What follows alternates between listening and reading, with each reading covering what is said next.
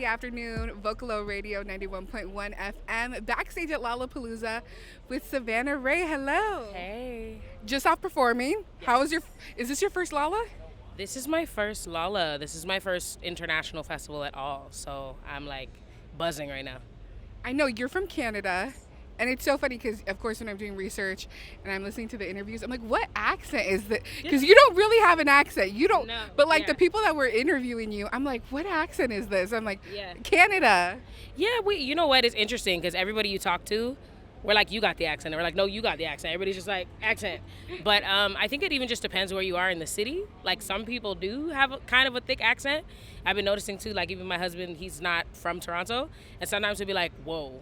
Like, I'll say certain words and certain things, and he's like, your Toronto is showing.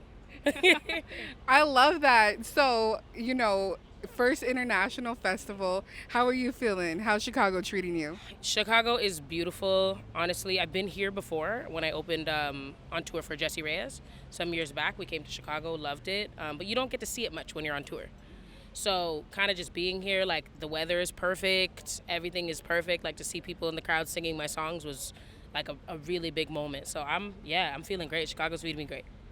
I know when we were looking at the Lolla lineup, our digital producer sent me like your latest EP that was released this year. First of all, this title, the EP, something/someone new. I was like, I need the merch. I need the merch yesterday. Period.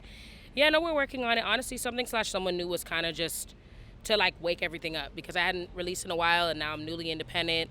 I'm like in control of everything. It was kind of just like a thank you to the people that are still listening and kind of like a hey to the people that haven't. Here's something new. I'm someone new. Yeah, they sent me Wake Up and I was like, oh my gosh. It got me feeling like I was in a heels class. Ooh. With a slow 5, 6, 7, 8 body roll. I was like, we're doing like a heels class. I know you're a dancer. Did you make these songs? It feel all the tracks feel like you're getting ready to pawn your heels and do a little like 5, 6, 7, 8. Honestly, it's interesting because like I haven't danced in so long. It's been years since I danced. However, I do find that in like the production choices that I make or the things that I choose, there is sort of like that underlying I need the beat to like move me every time. So it's interesting when I go back and listen to some music, I'm like, it does sound like even if I'm not like super dancing, that the music might be made for a dancer. Sort of thing, yeah. I love that. And I know that in the past you've been in the music game for such a long time. It's been a minute and you've gotten so many like accolades and so many shouts from people. One of the people, headliner for Lolla, SZA, shouted you out. What was that like? Listen, I literally when it happened, I threw my phone immediately. I couldn't get out the words. Like I was at home, my mom was there, Yogi was there, and I was kind of like trying to get the words out to tell them what happened. Because they're like, what? And I'm just like in a panic. And then I told them, and not but like 2 seconds later, the post that she like retweeted, everything started to go like viral. And then she DM'd me. I was like, oh my gosh, what's happening? So yeah, honestly, the timing of that was so crazy too, because obviously I'm from Canada. I'm, a minority. I'm all of these things that other than, the beautiful artists that have come before me, there wasn't anybody in my space right now. So to have someone as humongous as SZA, who literally is like one of the biggest artists in the world, not let alone even R&B, acknowledge me, like meant the world to me. Speaking of, did you catch her last night? No, I didn't. Honestly, when we flew in, I had to rehearse, and then last night I was just like, if I can't get sick, basically. I was like, all the flying, all the da-da-da. But, no, I didn't get to catch her this time, but I'm still looking forward to us meeting in real life. I love that. And, we're speaking of your accolades, and we're speaking of, some of the things. Can you explain to Americans the Juno Awards? Yes. They seem like a big deal, but, like, us Americans don't know. I always just call it the Canadian Grammys because that makes it, like, that kind of summarizes it. But, yeah, it's our yearly award show for all the genres of music. Pop, hip-hop, R&B, folk, like everything, and it culminates, and they do it at different places in Canada each year, and it's like a big broadcast award show. And yeah, it's like our Canadian Grammys. And you're a Juno Award recipient, Yeah. but there's one in particular I was reading for R&B / Soul Recording of the Year. Yes. You've won it 3 times, I have.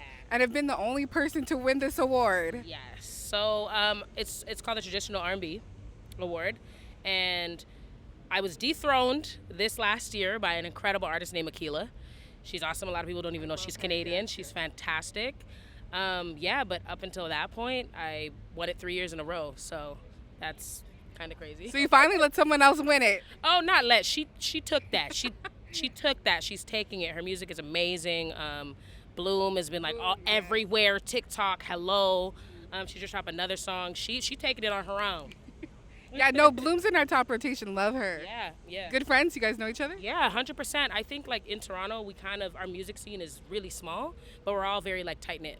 So for me, it's always going to be supporting and trying to uplift the next. I mean, there's always like this mentality I find with women, especially like black women in the space. They make you feel like there can only be one, and I refuse to submit to that. I want everybody to come and get what they deserve and more. So. Speaking of, I was gonna ask, what is the Canadian R&B scene like?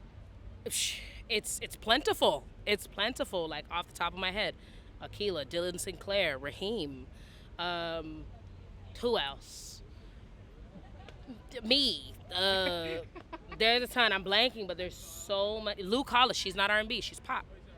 Lolla, but like the music scene is just booming, and there's like so many others coming. Ryan is amazing. He's a new one. Osei is fire, very cool. She's like an Afro R&B artist. It's booming and budding, and there's artists like bubbling over right now.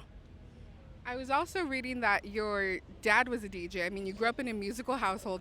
I wanted to know, like, what kind of tracks was your dad spinning, like, when you were growing up? Oh, Lord, all the oldies, the goodies and oldies, the, like, lovers rock, reggae, dance hall, Egyptian, Barris Hammond, like, just dub plates, all of these. Some country too. Jamaicans love country. I feel like a lot of people don't know that. Jamaicans love country. He was just spinning all different types of music. Did he ever try to teach you a little beat match and a little something? He never tried to teach me, but he would always put me on the mic without telling me. He'd have his little mic or whatever, and he'd be like, "Look at my daughter." He'd literally be like, "Look at my daughter." I feel like when parents have a child that can sing, you're always put out, right? Like, it's always like, go sing. Sing for everyone. Like, Dad, maybe I didn't want to sing today. But you know what? Those are the things that you don't realize are forming, like who you're going to become, Because as a kid, having that makes me able to be on my toes at a festival like this, So, yeah. And I know, last question, you said that one of the songs that inspired you, like, low-key to become an artist was Beyonce's Dangerously in Love. Yeah. Do you feel like you've somewhere written your Dangerously in Love? Ooh, like, do you feel like you have that? That's a good question. Not yet.